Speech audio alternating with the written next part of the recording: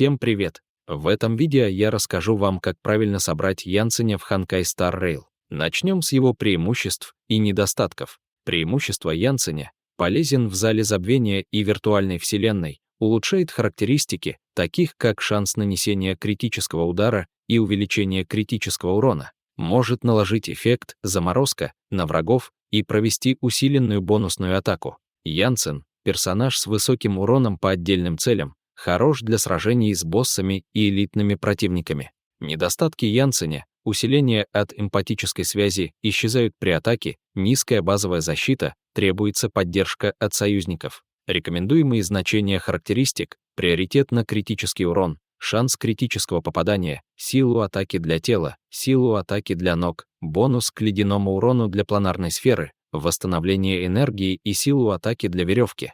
Особый эффект пробития полезен против врагов, уязвимых к ледяному урону. Лучшие световые конусы: мертвецкий сон увеличивает критический урон, в ночи повышает критический шанс и дает бонус к общему урону от навыков Янсена. Круиз по галактике схож с в ночи, повышает шанс критического удара. Фехтование — эпический вариант, наносит значительный урон одной цели. Остается лишь тишина, обеспечивает прирост к силе атаки и критическому шансу. Весенние потоки рек требуют союзников, которые привлекают внимание противников. Больше подписок увеличивает урон от базовой атаки и навыка. Назад во тьму предоставляет фиксированный бонус к критическому шансу. Стрелы дает прирост к критическому шансу, хороший вариант на любом этапе игры.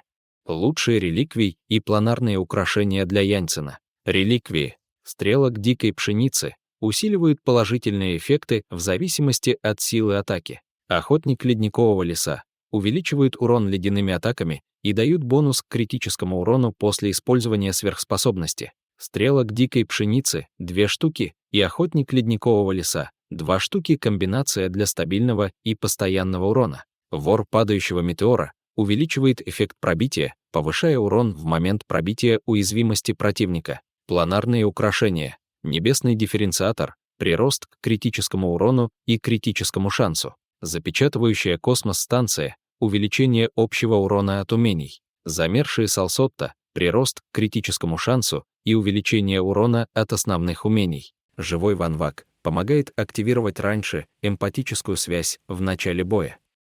Выбор реликвий и планарных украшений зависит от доступности и вашего стиля игры. Рассмотрите их характеристики и соответствие вашим потребностям, чтобы выбрать оптимальный вариант для Янсена. Варианты команд вокруг Янсена выглядят хорошими и разнообразными. Каждая команда имеет свои уникальные особенности и стратегии. Вот краткий обзор каждой команды. Первый вариант команды — эта команда сфокусирована на увеличении силы атаки и защите Янсена. Тинь-Юнь и броня /Аста/Пела обеспечивают усиление атаки и скорость атаки соответственно. Огненный герой привлекает внимание врагов, позволяя Янсену поддерживать баффы от эмпатической связи. Гепард обеспечивает щиты для защиты команды. Второй вариант команды — эта команда собрана из бесплатных героев и предоставляет хороший баланс. Янсен является основным DPS-героем, а Герта/Сервал/Цинцуэ обеспечивают дополнительный урон по области. Огненный герой принимает на себя основные атаки, а Наташа лечит его. Третий вариант команды — эта команда сфокусирована на дополнительном уроне и дебафах. Янсен является главным DPS-героем, Цинцуэ наносит урон по области, а Серебряный Волк накладывает дебафы на врагов. Гепард или Март-7 обеспечивают защиту команды. Четвертый вариант команды — эта команда сфокусирована на полной защите и лечении. Гепард обеспечивает щиты на всю команду, Лочи обеспечивает стабильное лечение, а Аста повышает скорость и силу атаки союзников. Янсен остается фокусированным на нанесении урона. Вот несколько рекомендаций, как играть за Янсена. Прежде всего, подготовьтесь к схватке. Перед началом боя использование техник поможет усилить урон, наносимый Янсеном в течение 2 следующих ходов. Также рекомендуется применять техники других персонажей, которые приносят положительные эффекты. Во-вторых, изучите своих врагов, ознакомьтесь с их сильными и слабыми сторонами. При выполнении миссий составляйте отряд таким образом, чтобы ваши персонажи могли помочь преодолеть защиту врагов.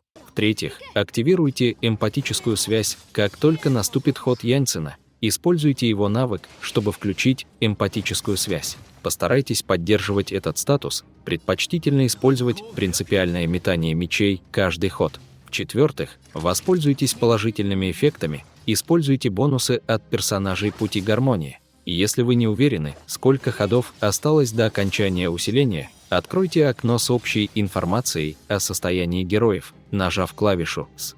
В-пятых, максимизируйте действие эмпатической связи, следите за статусом эмпатической связи и используйте сверхспособность Яньцена только в том случае, если этот статус активен. Это поможет увеличить вероятность критического попадания и урон от критических атак. Помните, что командный состав и стиль игры могут изменяться в зависимости от ситуации. Экспериментируйте с разными сочетаниями и стратегиями, чтобы найти наиболее эффективный подход, соответствующий вашему стилю игры. Всем спасибо за просмотр. Поставьте лайк этому видео, нажмите на колокольчик уведомления, и если еще этого не сделали, и подпишитесь на канал. До встречи в других